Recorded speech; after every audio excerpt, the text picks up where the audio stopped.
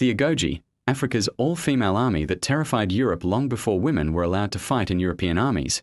Africa already had one of the most feared female military forces in history. The Agojie were the elite all-female warriors of the Kingdom of Dahomey, modern-day Benin Republic.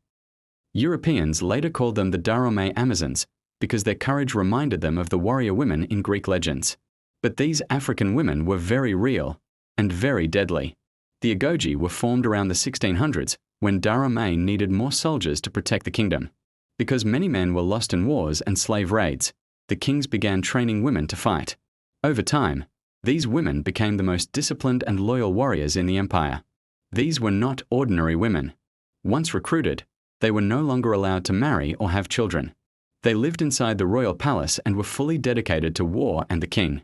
They trained every day with machetes, spears, bows, and later guns. Their training was so brutal that only the strongest survived. They were taught to feel no fear. The Agojie fought in the front lines during wars against rival African kingdoms and later against French colonial forces. They were known for their terrifying battle cries and their ability to charge directly at enemies without hesitation.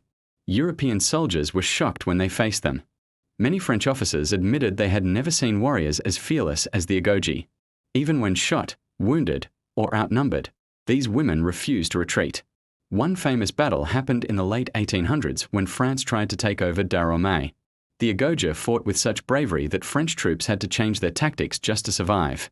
In the end, modern weapons gave France the advantage, but the courage of the Agojie became legendary. When Dahomey finally fell in 1894, the Agojie were disbanded. But their story did not die.